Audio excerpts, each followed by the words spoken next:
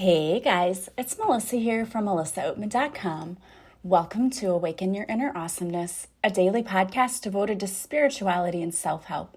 If you're new, I want to welcome you. If you're returning, welcome back. So before we get started with today's topic, I just want to talk about the last podcast episode I did where I interviewed Dina. I wanted to just really quickly mention that mental illness is not at all something to take lightly. So if you need to seek professional help, absolutely, there's nothing wrong with that. I've always been a strong advocate for mental health, and I just don't want anyone to think that, I'm in that interview, I was just brushing it off like, oh, nobody should get mental health and go and seek help. Not at all. That's not at all what I'm saying. That was her experience. Everyone has his or her own unique experience. So if you need to seek professional help, by all means, please do. All right, so today I wanted to talk to you about imposter syndrome. I had one of my loyal listeners reach out to me and say, have you ever done a podcast or thought about doing one on imposter syndrome? And I said, no, I haven't, because quite honestly, I had never heard of it. I didn't know what it was, so I had to look it up. And I'm glad she asked me about it because I think that there are moments when probably everyone experiences this at some time in their life. It is a real thing. So I want to talk to you today about what is imposter syndrome and how you can deal with it. What can you do to help and manage this? So imposter syndrome, what is it?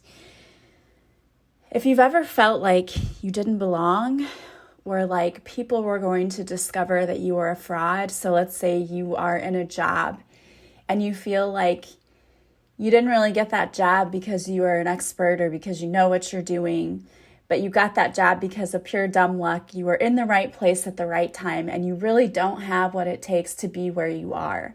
That's kind of like what imposter syndrome is.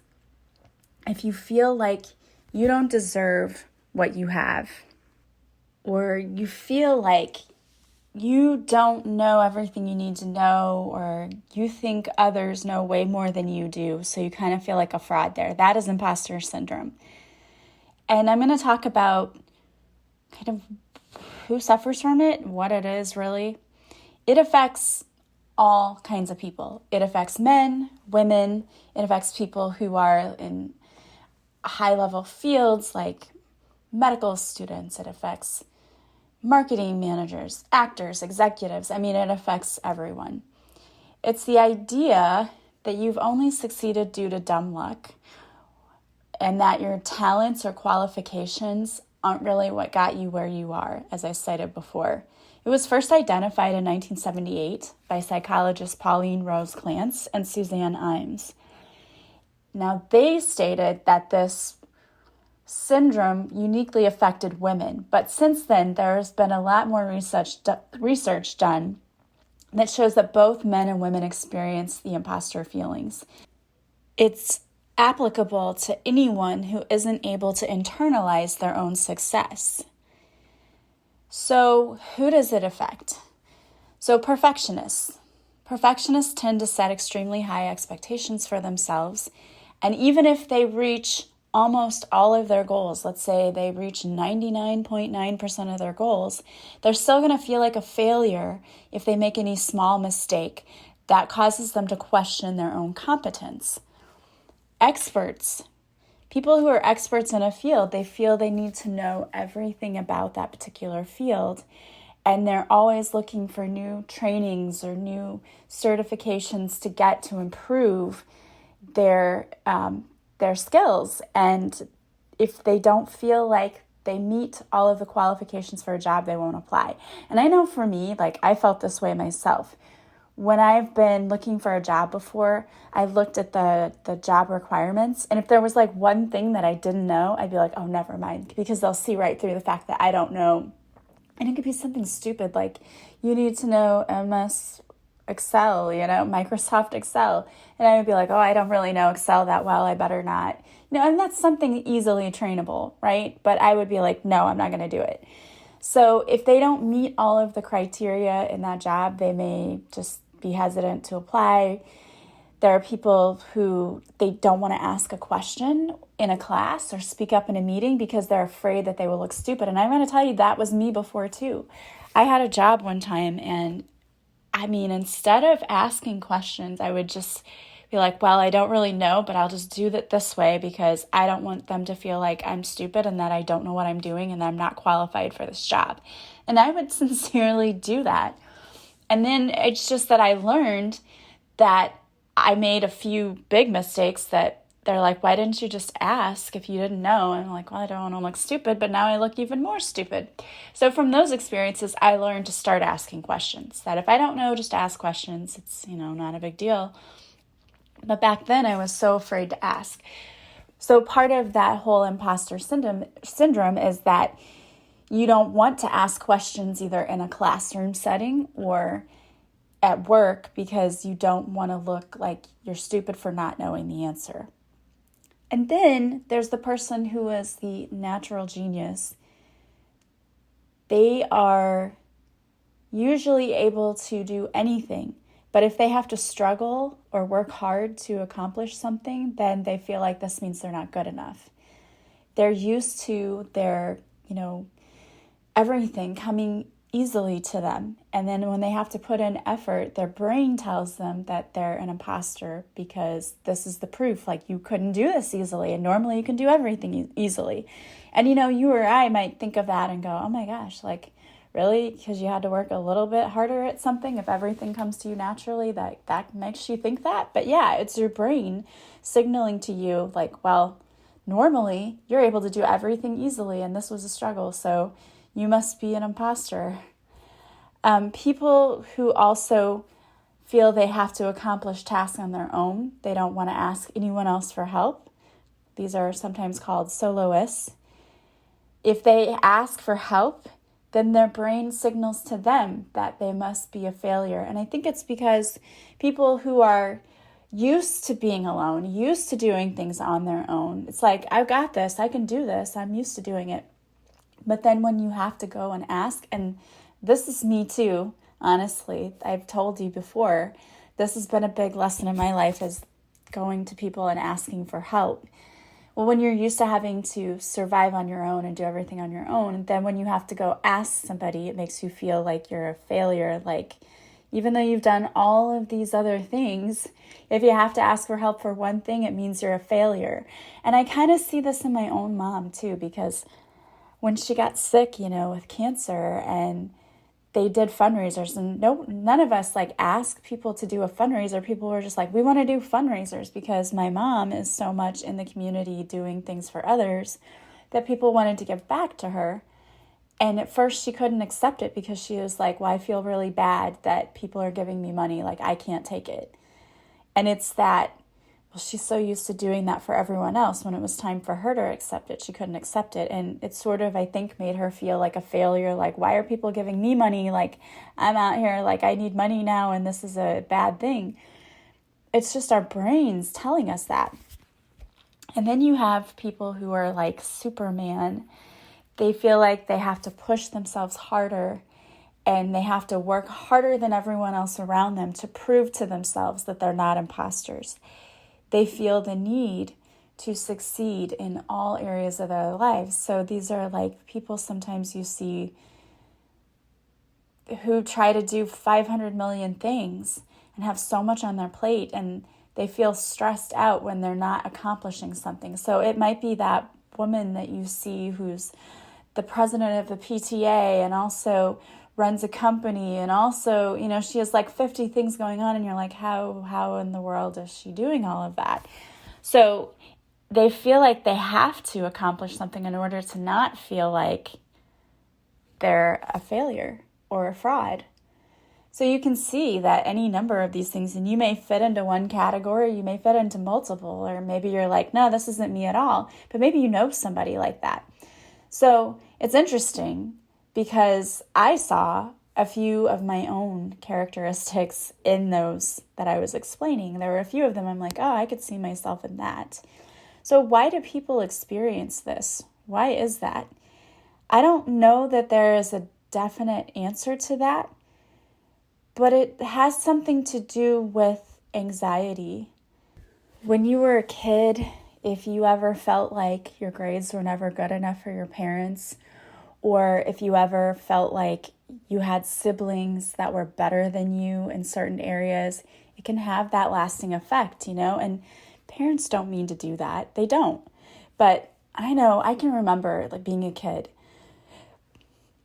We were kind of ranked in where we were as far as grades. And my mom it's not like she went out and got a poster board and put us on there and we got trophies. I'm not talking about that. She did it without realizing she was doing it. Like, we knew the grades that we all got. We knew, like, I knew what grades my sister got. I knew what grades my brother got. My brother was in all honors classes, was like a straight A student. I did not try as much as I could have. I will be totally honest, because I just didn't really care that much. I mean, I did try, but not like, I didn't care if I was in honors classes. And so I had A's and B's and like an occasional C. And I did take like some college prep classes, but it was very, very much evident that my brother was like the smartest, and then was me. And then my poor sister, who struggled, and you've heard about this if you listen to our podcast we did together. She had hearing problems and she just struggled. She had a lot of learning problems, I think, growing up that today would have been categorized as, you have a learning disability and we will help you. But back then it was just like, well, just do your best, so she would struggle sometimes to get C's. And my mom like pointed that out and would say, why can't your brother and sister get, these grades? And now we think about that and we're like, oh my gosh, that's horrible. But that's what parents did. I mean, she's not the only person that ever did that. Like, I know my friends, their parents would do the same things, and we knew like, oh, he's better than us at grades. And like, even still sometimes he'll be a little condescending about like intelligence. And I'm just like, what? Like, grades don't mean anything. Like, I'm a teacher and I know it doesn't prove that you're smarter than anyone else. So it just like, that's a little trigger, from childhood. But maybe your sibling was better at sports. Like, this was like with my kids. Allie, like, she just naturally would get out there and play basketball and softball and tennis. It's like any sport she tried. She'd just get out there and they would hand her the equipment or whatever, and she'd just do it and had natural ability. She just did. And my son, on the other hand, though he was athletic, it didn't come to him as easily as it did his sister. And I think that was probably also it.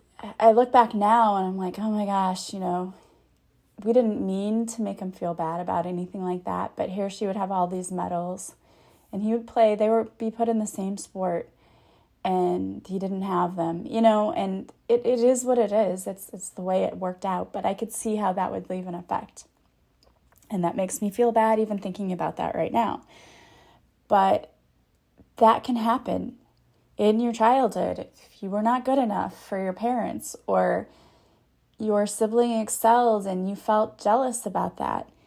That can lead to you feeling like you're an imposter growing up, because it's like you are always trying to prove something to somebody, whether it's your own self or others around you. It's like you always feel like you have something to prove. And if you have anxiety anyway, that doesn't help on top of that. But also, factors outside of a person can also contribute to that. If you work in a place where there is institutionalized discrimination, you may feel like you have to look more confident, feel more confident, be more confident. And you may feel like, if I don't live up to this standard, people are going to know I'm a fraud. Or if you're in a group and there are stereotypes, that can make you feel that way for sure. When you're in school and if you went to college and if you had a group of friends, people will categorize you as, I remember we did it in school. Like, oh, the group of girls over there, we would call them the preps. They always had perfect hair and makeup and the latest fashion and whatever, and were popular. And then you had the athletes, right? The boys but they were also called the preps. And then we had the group of kids who were called the freaks, and I don't know why we called them that. But they were the kids who kind of got in trouble sometimes, maybe smoked and drank, and you knew that, and they wore a certain type of clothes. I mean, everyone was categorized. I don't know what group I belonged into, maybe the Invisibles. I don't know if that was a thing, but I would just sort of fit in wherever. I would just, Later I found out a lot of people thought I was snotty because I just was shy and I didn't want to talk. I would talk if you talked to me, but I wouldn't seek anyone out to talk to them. So people will definitely categorize you, and that causes those kinds of things too, because if you're in a certain group, you may feel like, I have to prove that I belong in this group, so I've got to keep buying cool clothes, I have to keep wearing the makeup, I have to keep doing the things to make sure that I don't lose the respect of the people in this group. So there are many contributing factors to what causes imposter syndrome. So here's the question, how do you deal with it? One of the first things that you can do is to realize that your feelings, it's okay to have them and we need to acknowledge them, but then we need to be able to put them into perspective. So as those feelings come up for you, let's say that you're a soloist and your coworker you're supposed to be working together and they don't seem to be doing what you need to be getting done. So you just go in and do it because you're I got to rely on myself and I have to do it. And you go in there and you do the work. And sometimes people will call you a martyr for doing that, right? When really that's not why you did it. You didn't do it to go in there and to take all of the credit, but your brain is telling you, I need to go in here and do this or it's not going to get done. And I don't want to be the one getting yelled at with this person when, they're the ones who didn't do it. I just want to make sure it gets done. It can also lead you to take on way more than you should. We know when we were in school, we had those kids, you'd get put in a group project. You're like, oh, great. I'm going to get put with this kid who doesn't do anything, or they wait till the last minute, and I'm going to have anxiety and panic about the fact that this person's not doing their job until the very end. So you just go in and do all the work. And that's not good either. So what can you do? Well, you need to acknowledge your feelings. So why are you feeling that way? And then in a situation like that, I would most certainly talk to the person and say, look, we've got to get this accomplished. You and I are supposed to be doing this together. So you need to get in and do your part. So you need to speak your truth. And be prepared also to have a conversation with your supervisor or whatever to say, this is what I'm doing. This person isn't doing their part. So sometimes it's about that healthy boundary of saying, I don't have to do it all. I can do my part and I can be willing to stand up and say to the boss, this is what I did. What did this person do? So that's not always easy though. It's not comfortable, especially if you already have anxiety. But another thing you can do is look at your thoughts and reframe them. So let's say a thought comes up that says, this person's not doing their work. Maybe they're just waiting. They're doing other things. I don't know. We don't know what they're thinking. So maybe reframing our thought of, okay, I'm just going to get started and I'm going to do my part.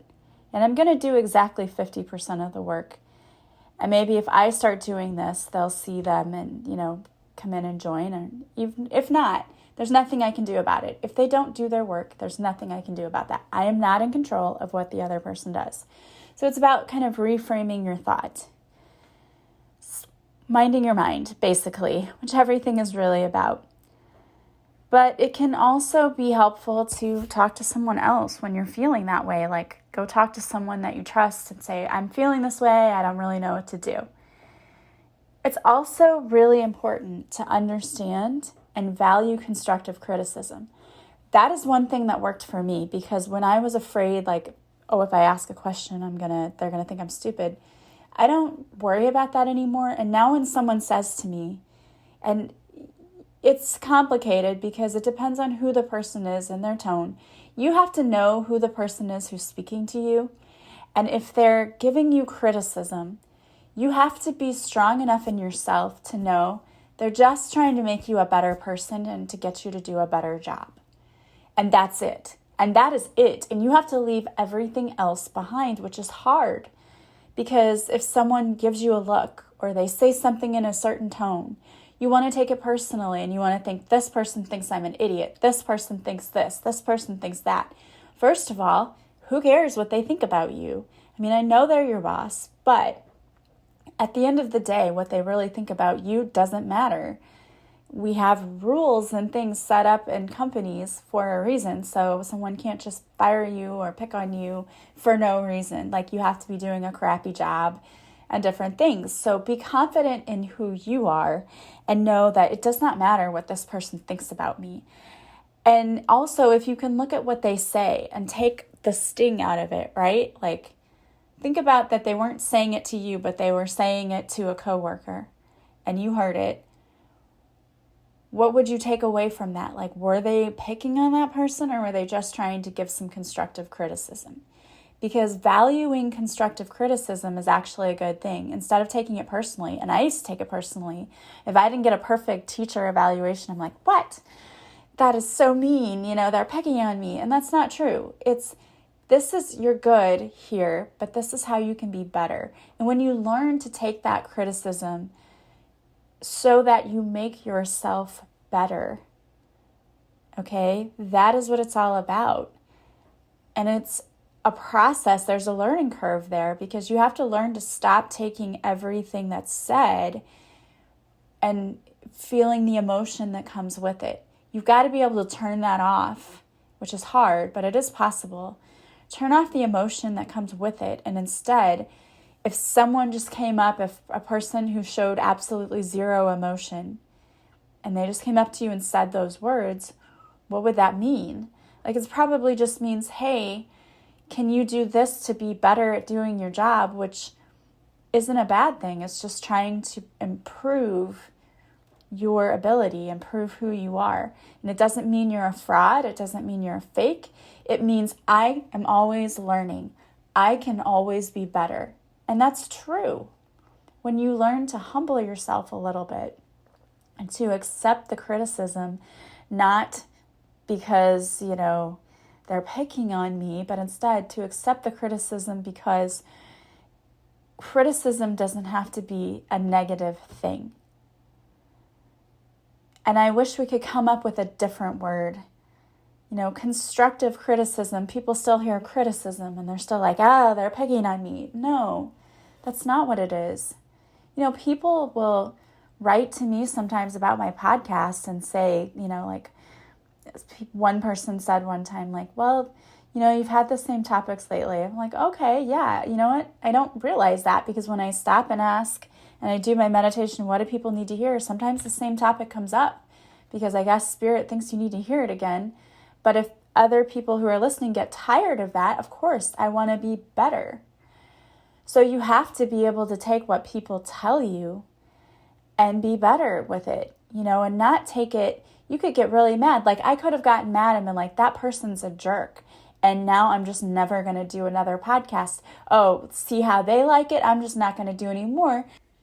Now you only have repeats. How you like them apples? It could have gone that way. I could have been upset or mad about the criticism, but instead I was like, oh yeah, that's probably true. And I went back and looked, I'm like, yeah, it is true. And I should be better about that. And so I tried to do something to fix it. There's a very fine line, but you have to learn how to look at things like an objective observer. And one of the things that I think helps so much in doing that is in writing things down. Write it down like you're just reporting something that happened, like reporters should report today with no bias, right? There's no opinion here. Just write it down like it just happened. Now, what's really going on? What did that trigger in you? Because it triggered something. It triggered that feeling of, I'm a fraud. Why did it trigger it? What causes that? And then you might start to think like, oh, when I was a kid, this happened. I got compared to my sister all the time. And boy, that made me feel really bad. And now every time someone tells me that I need to do a better job, I think about how I was compared to her, and I'm never going to measure up to that. And we can take that and we can start learning from it and changing ourselves. We can say, you know what? I don't have to be my sister. I don't have to be as good as my sister. I just have to be who I am. I don't have to be better than anyone else. I just need to be me. but I need to be the best version of me. And the way I do that is by taking this criticism and putting it into action. So my boss said that I need to start being better about being on time at work. Well, that's true. I need to be better with time management. So maybe I can go home and think of ways I can do things the night before. So when I get up and I go, I'm on time. It's just making me a better person. So you're not taking the criticism like they think I'm an idiot and a horrible person because I'm late every day. No, they're just telling you, you need to be on time. People are counting on you. And it's just a way for you to be better. And I don't know why that being on time came to me, but it did. So, there are lots of ways that we can be better. And everyone is going to have a moment of doubt now and then. That's totally normal. The important thing is not to allow the doubt to control you. And the way we do that is by saying to ourselves, I'm human. I'm going to cut myself some slack. I'm going to write this down and I'm going to look at what this is really about. Because it's not really about what this is about. You know what I mean? It never really is. When it's, somebody telling you, like, you need to be on time. And you're like, oh my gosh, they're picking on me and it's the end of the world and everyone thinks I'm an idiot. That's not what it's about at all. It's not. No one's saying that. They're just saying, hey, you could do this a little better. And you just make the decision that I'm not going to take it personally. I'm not going to get my emotions involved in this. And I'm not going to obsess and think about it constantly. That's the other thing. If something happens, I used to be this way. I would, oh my gosh, this happened and I couldn't sleep and I'd go to bed thinking about what happened. Let it go. It's not going to help you to dwell on it. It's just robbing you of your peace. And one way that you can let it go is write it down. What happened? Okay, well, I'm going to reframe my thought. Instead of saying my boss is always picking on me, we're going to reframe it to my boss really wants me to be a better employee and he's always willing to give me tips to help me improve myself. And I'm going to start taking those tips. We can always reframe things in a more positive way. And I think tappings are great too, because when you get that cycle of, I can't quit thinking about that thing, or we've got to reset our brains. And so tapping is a great way to do that. Tap for feeling like you're not enough, feeling like you're an imposter. I'm sure there's a tapping out there. And if not, I will create one for that. I don't know, but I would assume that Brad Yates probably has a tapping out there for feeling like a fraud or feeling like an imposter. Go and look for it and do a tapping because it really does help. It helps so much to just put everything into perspective. So much. And just know, most of the time, this is our ego. These are our anxieties. These are our fears and worries talking to us. And our whole journey here is about learning how to kill that ego, to just let it die. It doesn't do us any good anymore. It's about unlearning all the things we've learned, the things people told us about ourselves, that you won't measure up to that person, that you're not good enough. Those are lies. Those are lies. And you've got to start telling yourself truths. I'm enough. I'm good enough. I have enough. I don't need to be better than so-and-so. I just need to be the best me that I can be. And if that means there are things I need to do to improve, I'm going to do it. And I'm going to realize it's just making me a better person. But I don't have to compare myself to anyone. And, if you're at a new job and you feel like there's a learning curve and you're trying to figure out how to get it all done, there's no shame in that. You don't have to be the fastest learner and get it all done and have it all figured out. Nobody wants you to do that. And if you've replaced someone and someone was a superstar at their job, you don't have to live up to that. People will make comments sometimes which are rude and whatever. That's people. You've got to ignore that and just say, I am going to be the best me I can be. I'll never be that person because I'm not that person. But I can try to be the best at it that I can be. And that's all you can do. That's all you can do. You are enough. Okay, the universe says it all the time. You are enough. You have enough. Don't worry about it.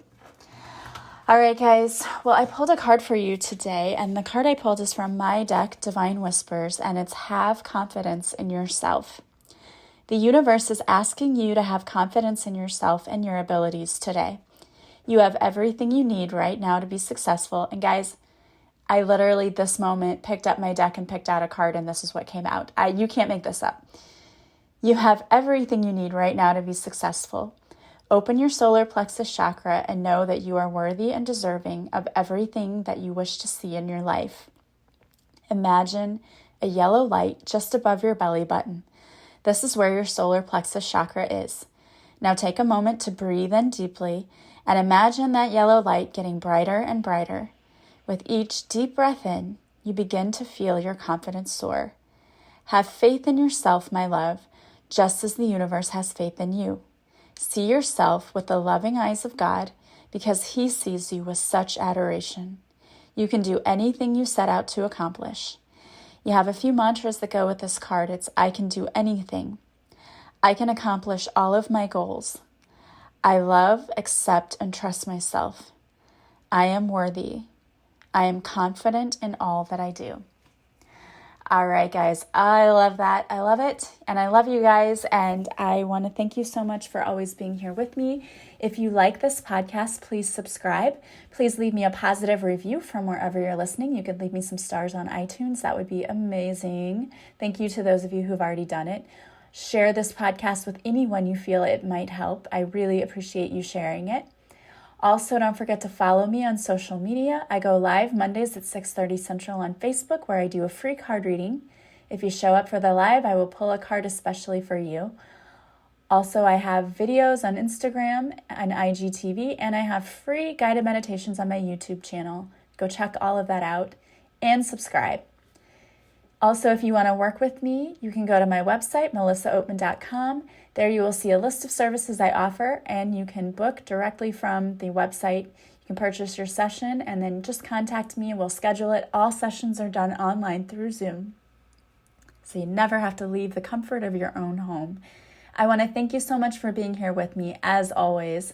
I am sending you guys so much love and light. Have a beautiful day from wherever you're listening, and I will talk to you soon. Bye, guys.